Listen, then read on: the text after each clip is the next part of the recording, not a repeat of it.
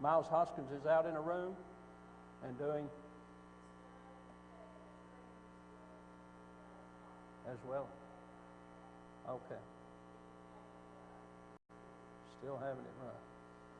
He had 4 bypasses and a valve replacement, and his lungs are real bad. So that made the surgery that much more. Hunter, we've been worried about Hunter. What's the deal with him?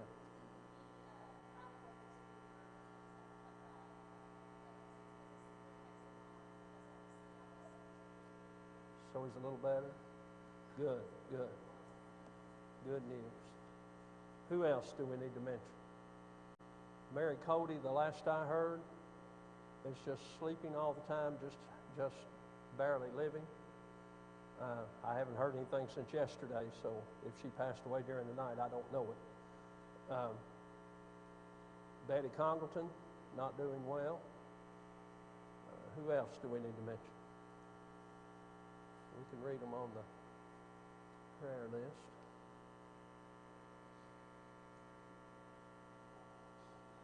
Hey. Well, I, for one, appreciate you coming out today.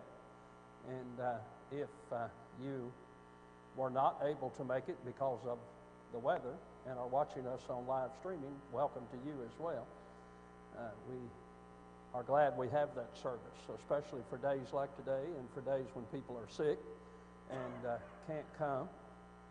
And so we trust you will stay with us through the entire service online if you can.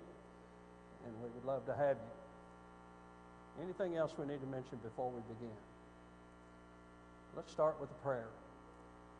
Father in heaven, we humbly bow before you, thanking you for safe travel here.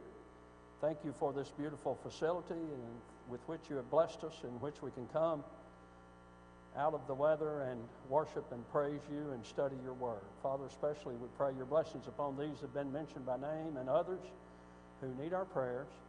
We pray that you be with us as we study your word this morning, that we may learn things that we can use in our lives to better serve you. We thank you for Jesus. We thank you for the great privilege and honor of being your children. In Jesus' name, amen. Nahum, the prophet, has a single message.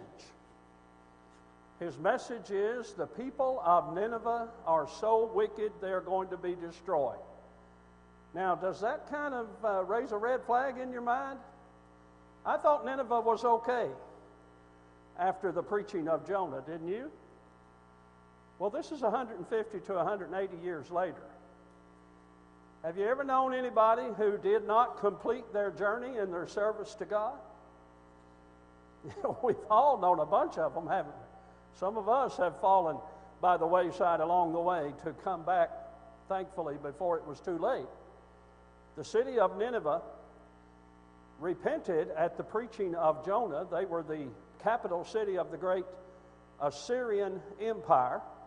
And now, here we are 150 to 180. I've seen as much as 220 years later by scholars. I don't think it was that long into the future. I think it was about 150 years. But now they have gone back and they're more wicked than they were. You remember when Jesus said in Matthew 12, talking about the Pharisees, Matthew 12:43, when an unclean spirit goes out of a man, he walks through dry places seeking rest and finds none. Then he returns to his house from which he came, and he finds it empty, swept, and put in order. And he goes and takes with him 7 other spirits more wicked than himself, and they enter and dwell there. And the last state of that man is worse than the first. You remember that? So the last state is worse than the first. When you've done this and done it right for a while, and then you go back into the world, Peter said it would have been better had you never believed. And so the Ninevites have fallen by the wayside to a drastic degree. The key verse, of course, is chapter 1 and verse 7. The Lord is good, a stronghold in the day of trouble, and he knows those who trust in him. You believe that? You believe the Lord's good? There are people who don't believe he's good, aren't there? You remember in Joshua 24 and verse 15, Joshua said, if it seems evil to you to serve the Lord, choose this day whom you'll serve. There are those to whom it appears that what you and I are doing is an evil thing. Serving Jehovah, serving God. It boggles my mind how anybody could get to that point. But there are those who just think this Christianity is the cause of all the problems in the world, or at least a lot of them. And so the Lord is good. The key thought, God's utter destruction of Nineveh. You can't read. This is a 3-verse poem, a 3-part poem given by the Holy Spirit to the prophet Nahum. And you can't read this. You can't walk away from it without seeing that Nineveh is not even going to be given another chance. This is it. They have finally tried God's patience to the end. And they have finally gotten. You believe that's possible? You believe it's possible to go so far that God says, okay, if that's what you want to do, go ahead.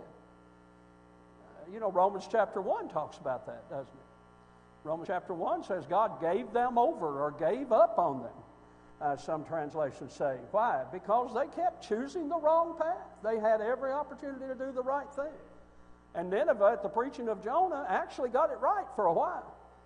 And then they didn't. The key words, utter end or utter destruction.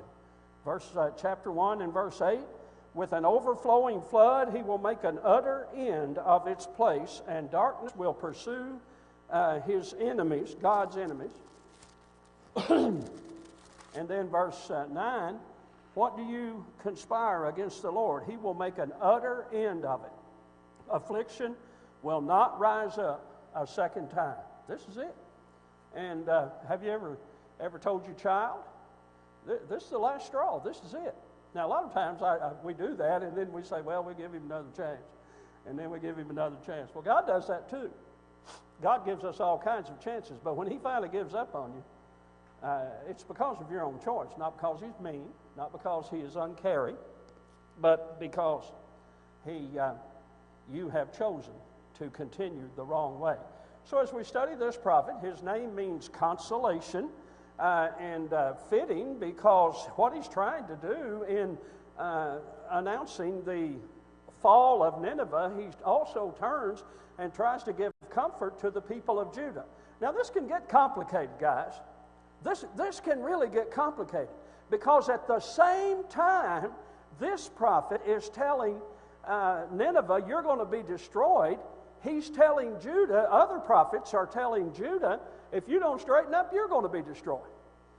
And but the destruction of Nineveh would be a consolation to the people of Judah, because the Assyrians were the constant thorn in the side, the Assyrians and the Egyptians at this point in history. And so he's saying the Assyrians aren't going to be a threat anymore, so you can worship the way you want to.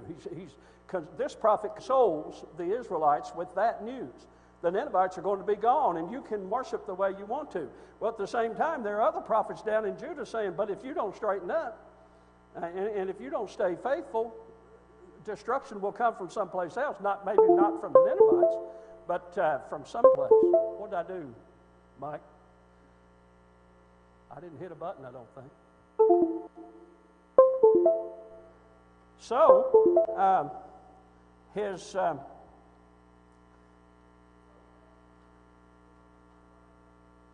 What?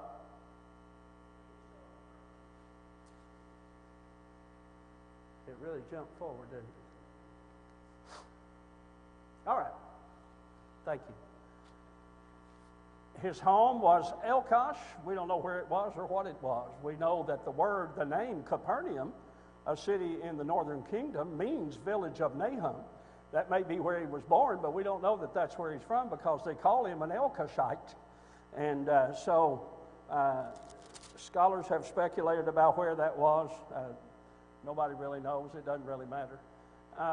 He's contemporary with Jeremiah, Habakkuk, and Zephaniah.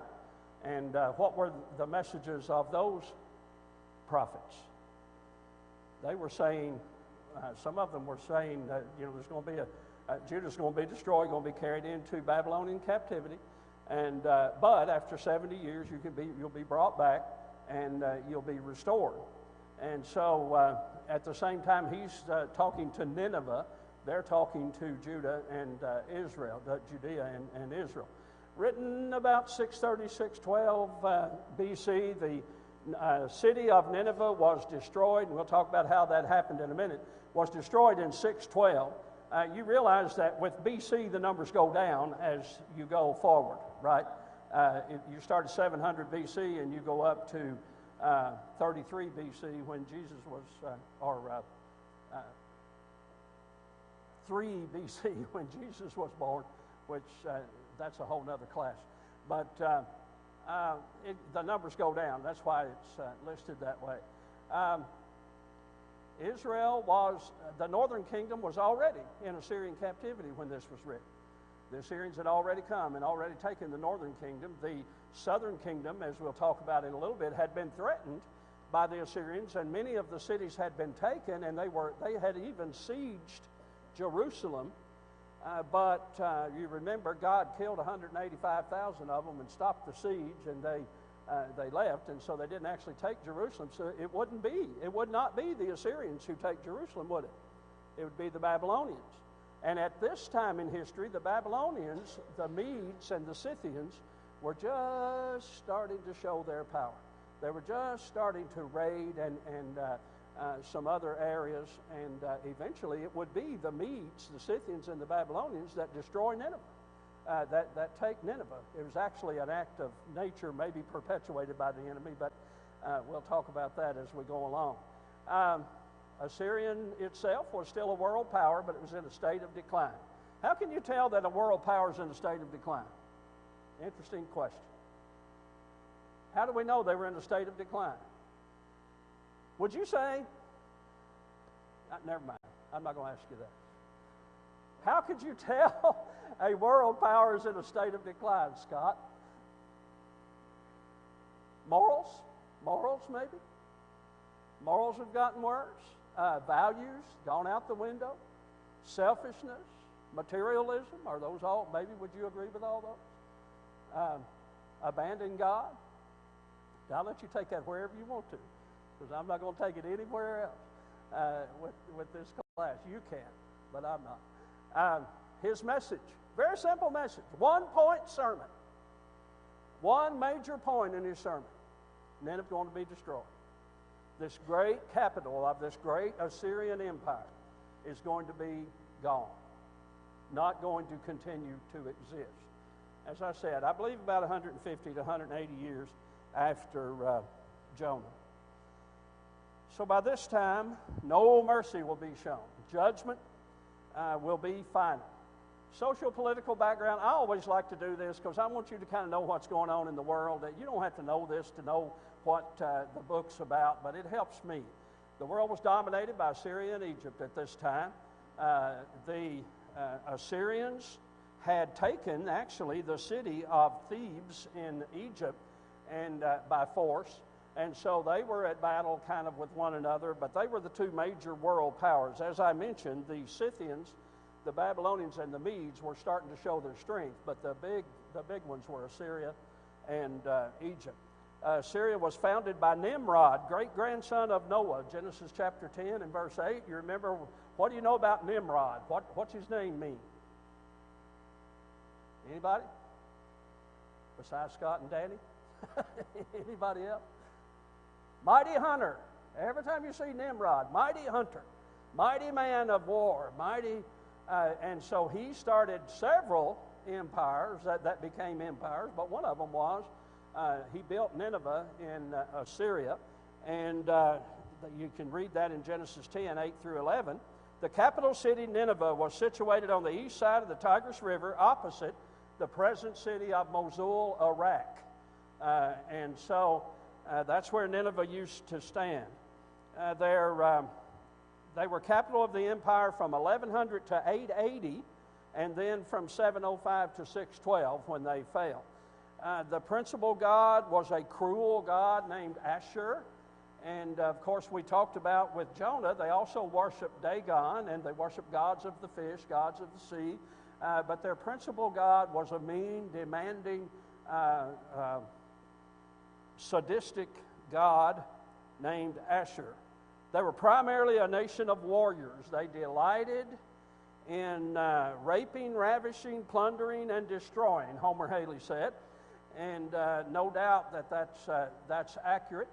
They were the most ferocious and diabolical peoples the Egyptians and the Assyrians, ever to have inhabit the earth.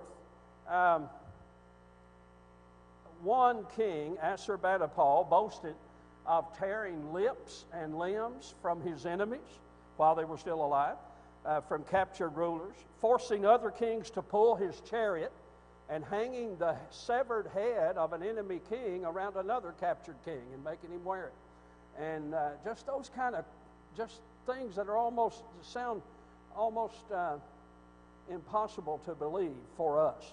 They were a vicious bunch. Assyria's capital, Nineveh, was thought to have been impregnable, and you can see the things there. The chief wall was 100 feet high and wide enough for 4 chariots to race side by side. The wall was that high. It was like a highway. And so that would seem hard to get through. A lot of the walls were like that in those days. There were 1,200 defense towers.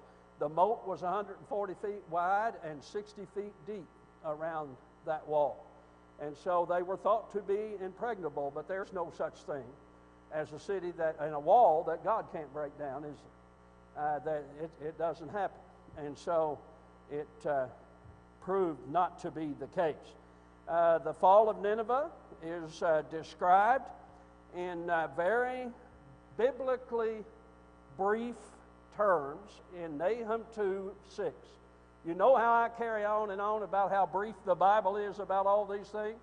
Well, look at this one. This city I just described to you, this world power, here's what Nahum says is going to happen to it. Chapter 2 and verse 6. Wait a minute, my pages are sticking together. The gates of the rivers are opened and the palace is dissolved. There you go. What happened was the rivers that provided water for the moats were either flooded on purpose, dammed up and flooded on purpose, or naturally flooded and washed the foundation out from under the walls, and the walls fell down. And that made it easy for the enemy to go in and to take over. And so it took me longer to explain it to you than it did for Nahum to say it, didn't it? He said the floods of the rivers came and dissolved the palace. It all fell down. And history tells us that that's exactly what happened. The Medes, the Babylonians, and the Scythians attacked the city. King Xerxes was the king of the Medes, the Medians, and they laid siege around Nineveh. And they first took all the surrounding cities and fortifications, then laid siege around Nineveh. And the city leaders inside proclaimed a 100-day fast to call on their gods, to propitiate their gods. Now, who was their god who became their god back in the day of Jonah? Jehovah did, didn't he? Well, apparently they've gone back away from that because they spend this 100-day fast calling on their own gods and trying to get them to deliver them. The river supplying the moat, as I said, overflowed and undermined the walls, causing them to collapse.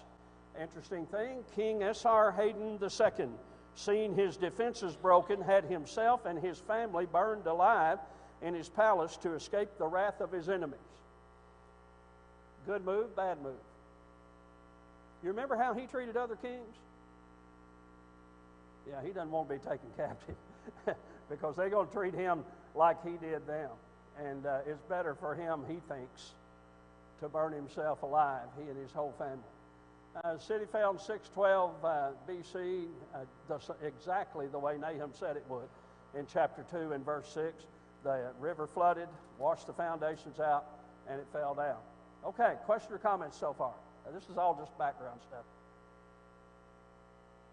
Anything? Okay. I thought we would talk about very quickly, the Assyrian invasions of Palestine. The Assyrians were a thorn in the side of the Bible lands of Judah and Israel for a long time. Tiglath-Pileser invaded northern Israel and deported some of the people in 745 to 727. Shalmaneser laid siege on Samaria But we read about that in 2 Kings 18 and verse 9. But he died before he was actually able to complete the siege. So Sargon II, 722 to 705, took Samaria, dismantled the northern kingdom, and deported them, destroyed the northern kingdom. And Sennacherib in 705 to 681 took all of Judah. We mentioned that earlier, and he was sieging Jerusalem. He was surrounding Jerusalem when 185,000 of his soldiers died because God wanted them to die, miraculously destroyed by God at Jerusalem's gates. Then, when in Nineveh's day, Esarhaddon the second invaded Egypt, captured Thebes. As you read through Nahum, you will find Nahum mentioned in chapter 3 and verse 8. Are you better than Nahum? That's Thebes. That's the same city. Thebes in Egypt, and he had taken it, and he was the king at the time when Nahum wrote and when the city was destroyed. So, we'll get into the book if you want to, unless you have something to say. The first chapter, it naturally divides itself into three sections, which coincide with the three chapters. That's probably why the people who divided the chapters did it that way. You could call it the doom declared, doom described, and doom deserved. And we'll talk about those. First of all, in chapter 1, the character and power of God and his vengeance, even though he's slow to anger. Look at chapter 1 and verse 1. The burden against Nineveh, the book of the vision of Nahum the Elkoshite. God is jealous, and the Lord avenges. The Lord avenges and is furious. The Lord will take vengeance on his adversaries, and he reserves wrath for his enemies. The Lord is slow to anger and great in power, but he will not at all acquit the wicked. So what does that say to the people who say, well, God's a God of love? He's only a God of love. Nahum didn't agree with that, did he? He said he is a God of love. He's slow to anger, but you won't get away. You won't get away. There is such a thing as his wrath, and he does take vengeance on his adversaries. Is it hard for you to wrap your mind around the fact that God has adversaries? That's not difficult to see, is it? God has adversaries. He has enemies. He has people who it would suit them just fine if people like you and me didn't exist. It would. And so those are adversaries. Jesus said in Matthew 12 and verse 30, he who is not with me is against me. He who does not gather for me scattereth abroad. And so, yes, God has adversaries. And so the first thing that we read about is God's vengeance, even though he's slow to anger, and the fierceness of his anger. Look at the second part of verse 3. The Lord has his way in the whirlwind and in the storm, and the clouds are the dust of his feet. He controls all that. He rebukes the sea and makes it dry, dries up all the rivers. Bashan and Carmel wither, and the flower of Lebanon wilts. The mountains quake before him. The hills melt, and the earth heaves at his presence. Yes, the world and all who dwell in it. Who can stand before his indignation? Who can endure the fierceness of his anger? His fury is poured out like fire, and the rocks are thrown down by him. So what is this author trying to get across at the very beginning of his letter, the very beginning of his sermon, his prophecy? What's he want you to know? What does he want these people to whom he is writing to know? What? He can destroy it all because he controls it all. He's all powerful, omnipotent. He owns. He's all powerful, and he is powerful enough to control it and powerful enough to use it as a destructive force. And so that's what he sets out to tell them at the very beginning. And then in verse 7, the goodness of the Lord, he just talks about the wrath and vengeance of the Lord. Now he's going to say, for people who are faithful, the goodness of the Lord is a stronghold in the day of trouble. That's the key verse I was telling you about. The Lord is good, a stronghold in the day of trouble, and He knows those who trust in Him. But with an overflowing flood, He will make an utter end of its place, and darkness will pursue His enemies. And so in verse 7, the goodness of the Lord is a stronghold to the faithful. In verse 8, He's the pursuer of His enemies. I really wouldn't want God after me, would you? I wouldn't want God to be the pursuer of me in a vengeance way, because you know from Jonah you can't run from him. You can't get away from him. And so he points that out in his letter as well.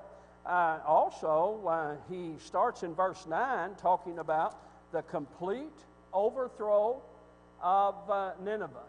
Nineveh's complete destruction. And he starts out with verse 9 saying that she will not afflict again. Even though she's plotted against the Lord, she'll never be able to get away. Judah will be delivered from their affliction of Nineveh. Man, they had been a thorn in their side for years, hadn't they? And so they're finally going to be delivered from that. And Nineveh's destruction has been commanded by the Lord.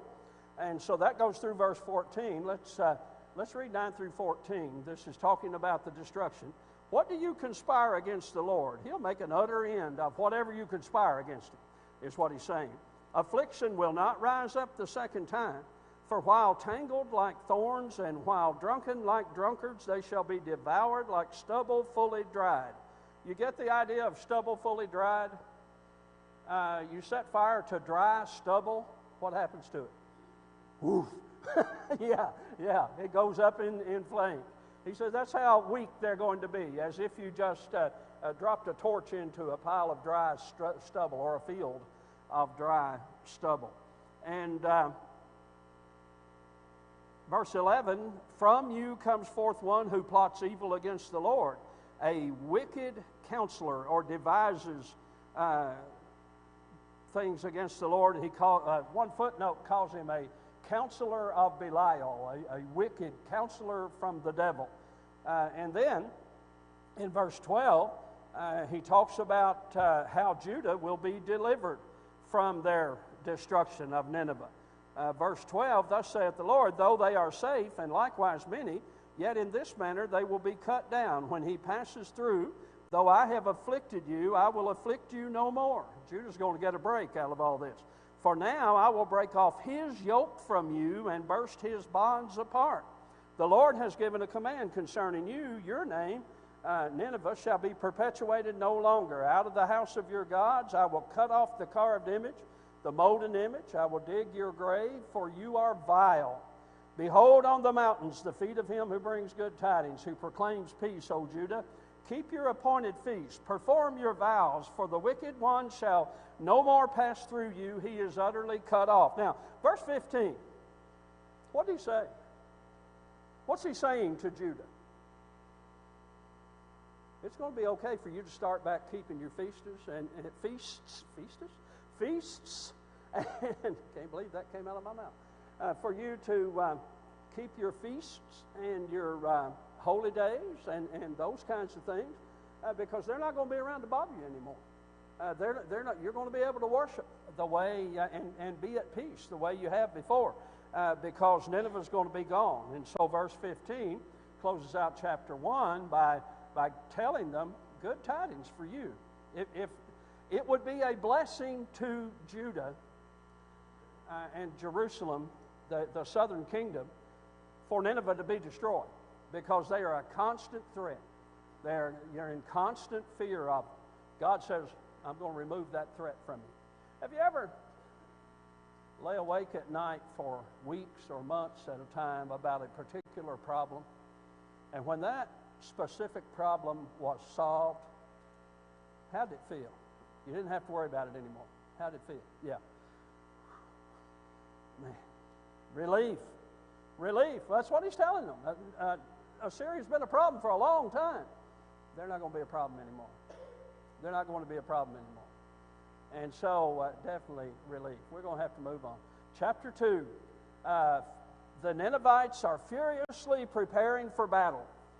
He who scatters has come up before your face. Man the fort, watch the road, strengthen your flanks, fortify your power mightily. For the Lord will restore excellence to Jacob, like the excellence of Israel, for the emptiers have emptied them out and ruined their vine branches. The shields of his mighty men are made red, the valiant men are in scarlet, the chariots come with flaming torches in the day of his preparation, and the spears are brandished. The chariots rage in the streets, they jostle one another in the broad roads, and they seem like torches. They're running like lightning. And so he's basically saying a furious preparation for battle is going on. But you're wasting your time, verse 5. He remembers his nobles. They stumble in their walk. They make haste to her walls, and the defense is prepared. The gates of the rivers are opened, and the palace is dissolved. As hard as they try to prepare, they're not going to be able to win this, because God, controlling nature, is in play here. And you're not going to be able to fight that battle. You're not going to be able to win it. It is decreed. What is a decree? Mandate, law, edict, order. It has been ordered. What's been ordered? The destruction of Nineveh. Who ordered it? God. God ordered it, and it's going to happen. It's been decreed. You remember when Danny talked about Daniel last week. Did a good job Sunday night talking about Daniel. And one of the problems with the Medes and the Persians is when they made a law, it couldn't be taken down. It was there forever. So you had to be careful what you signed, what decree you made. And when Nebuchadnezzar made those decrees, and what was the other guy's name? Belshazzar.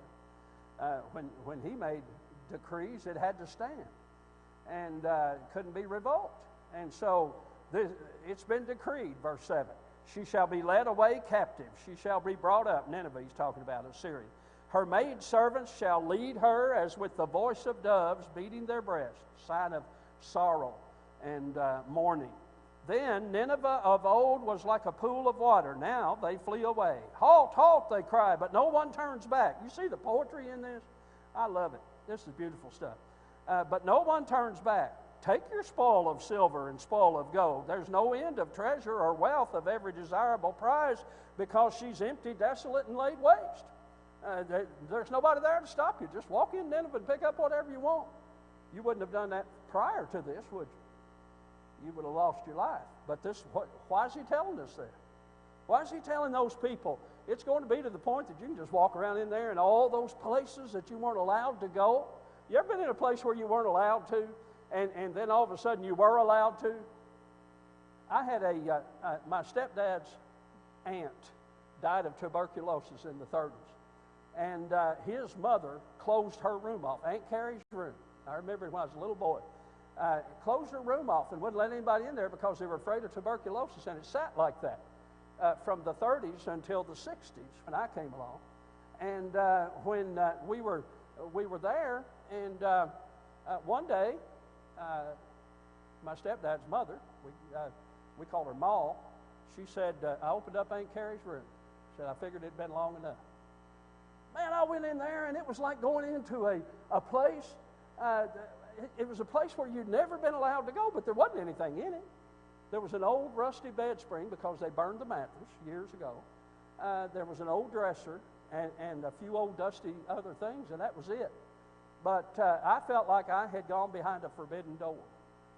And so that's what they're doing here in Nineveh. Man, you can just walk in there and scoop it up now. Why? Because God destroyed it.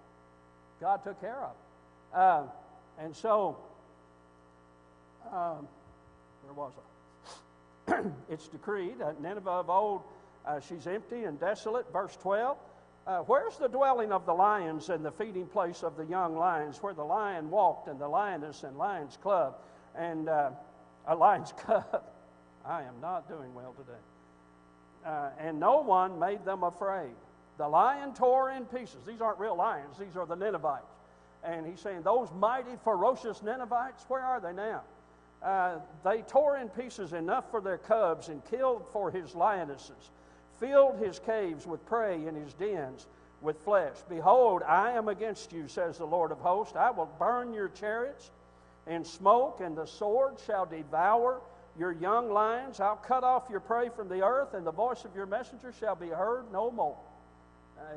The destruction is going to be complete. And so he describes the doom, the destruction.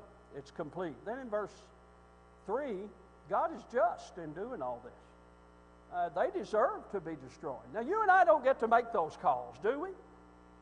You remember in Romans chapter 12 where Paul said, vengeance is mine, I will repay, saith the Lord. Do not return evil. Do not return evil for evil. Don't take your vengeance. You and I don't get to make those calls. Why? We do not get to take personal vengeance. Why? Say it again. We're not in control. And we can't see a person's heart. There could be all kinds of variables. Now, Romans 13 gives the nation as an entity the right to do that as capital punishment and war and those kinds of things, but not us as individuals. We don't get to make those calls. And yet, God made this call, and He's just because He can see the whole picture. He can see everybody's heart. That's why Jesus, when He questioned people's motives, in the case of the wealthy farmer in Luke 12, he was called a fool, but Jesus said, don't call people fools. Why? Well, God did. Why? Because God knew he was a fool. You and I can't really tell. We don't know. He might do some foolish things, but we don't know his heart and his circumstances and all that. So, first of all, Nineveh is, it's because of her own sins. What have most of your spiritual problems been of what have they been the result? What caused your spiritual problem? Yeah, bad choices, sins, and, pride of life. Yeah. That's right. That's right. And so Nineveh's being destroyed because of her sins. First 7 verses, woe to the bloody city. It is all full of lies and robbery. Its victim never departs. There's always a victim of these people. The noise of a whip and the noise of rattling wheels and galloping horses and clattering chariots, horsemen charged with bright sword and glittering spear. There is a multitude of slain. These people have killed a lot of folks, and they've treated them horribly. And they have caused all kinds of problems. A great number of bodies, countless corpses. They stumble over the corpses. They have been so wicked. Because of the multitude of harlotries, of the seductive harlot, the mistress of sorceries. These are all things they've done. They practiced magic arts. They had harlotry. They worshiped gods, of which part of the worship was harlotry. And they sell nations through her harlotries and families through her sorceries. They've destroyed innocent people. They have a long pile of bodies and a long line of victims. Behold, I'm against you, saith the Lord of hosts. I will lift your skirts over your face and show the nations your nakedness and the kingdoms your shame. Now there is imagery, isn't it? What did he say? I'm going to pull your skirt up over your head and everybody in the world is going to be able to see what's under it. That's what he said. That's as tactful as I can say that. According to them, you know, it's all going to be laid bare. What you are and who you are and what you've done is going to be, everybody's going to know it. And you're going to be ashamed. It's going to be out there for everybody to see. He goes on to say in verse 6, I will cast abominable filth upon you, make you vile. And it shall come to pass that all who look upon you will flee from you and say, Nineveh is laid waste. Your translation probably has an exclamation point after that. Nineveh is laid waste. And who will bemoan her? Where shall I seek comforters for you?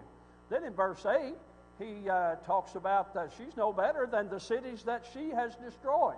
Thebes, Ammon, and others. No Ammon, and others. But he says she's no better than they are. Are you better than No Ammon? that was situated on the river, by the river that had the waters around her, whose rampart was the sea, and wall was the sea. Ethiopia and Egypt were her strength, and it was boundless. Put and Lubim were your helpers, yet she was carried away. She went into captivity. Her young children, now some of this stuff is hard to imagine. Her young children also were dashed to pieces. At the head of every street they cast lots for the honorable men, and all her great men were bound in chains.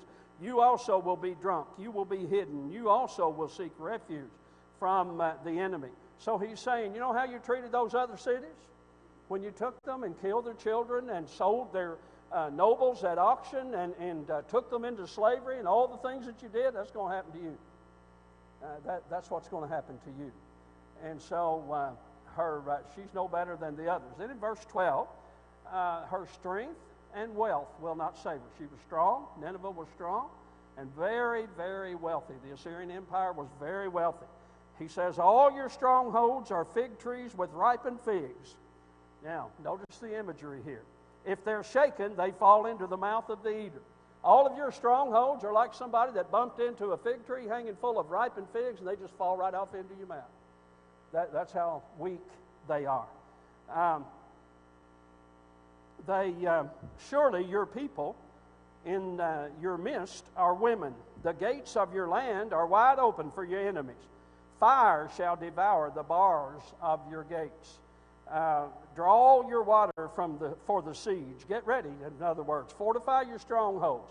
Go into the clay and tread the mortar and make strong the brick kiln. There the fire will devour you. The sword will cut you off. It will eat you up like a locust. And he goes on in verse, make yourself many like the locust. Make yourself many like swarming locusts. You've multiplied your merchants more than the stars of heaven. The locust plunders and flies away. Your commanders are like swarming locusts. Your generals like grasshoppers, which camp in the hedges on a cold day. When the sun rises, they flee away, and the place where they are is unknown. He said, no matter what you do, you're not going to be able to stop this. Your strength and your wealth is not enough. Your end has come. Verse 18 and 19 before we run out of time. Your shepherds slumber, O king of Assyria. Your nobles rest in the dust. Your people are scattered on the mountains. No one gathers them. Your injury has no healing. Your wound is severe. All who hear news of you will clap their hands over you. For upon whom has not your wickedness passed continually? He says, you treated all these people this way, and it's going to come back on you. The lessons, I don't know if I did everything on your sheet or not. Did I leave out anything?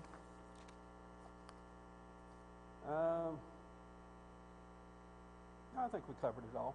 Okay, lessons. What have you learned? Well, there's a limit to the patience of God. We learned that, don't we? And those who afflict God's people will be judged. God is the universal governor of the world. God knows what's going on in all these countries. He knows what's going on in the world. He rules in the kingdoms of men, Daniel 4:17. He punishes wicked nations and individuals. It's hard for me to tell when that's happening, isn't it? It's hard for me to, if something bad happens to somebody, it's hard for me to say, well, that's just punishment for his bad choices. That's just the result of his bad choices. When a nation falls or is destroyed, it's hard for me to say because I don't know if that's God or something else. But God knows, and God is in control of all that. He exercises wrath as well as love. He can destroy a wicked nation. He's angered by arrogance and senseless destruction of life. Mark that down. We are coming up on January 22nd, 21st, and 2nd, the anniversary of Roe versus Wade. And you mark it down. God is angered by senseless destruction of life. God shows no mercy to the impenitent and the merciless. His vengeance is stronger than any stronghold. His judgment comes when we cease to serve him. And he's both good. Paul said, you know the goodness and severity of God, Romans 11:22. Okay, and that's Nahum, the prophet. His job, he had one job. Go and tell Nineveh. Go and preach against Nineveh. I don't know if he was in Nineveh, but go and preach this message against Nineveh. You've crossed the line. You've crossed the line. You're going to be destroyed. All right? Thank you. Oh, let's read that. Henry Wadsworth Longfellow. I love his poetry. In the poem Retribution, he said, though the meals of God grind slowly, yet they grind exceedingly small. Though with patience he stands waiting, with exactness he grinds them all. And so Longfellow will cap off our lesson. God will take vengeance. You may think he's not going to, but he will. Thank you.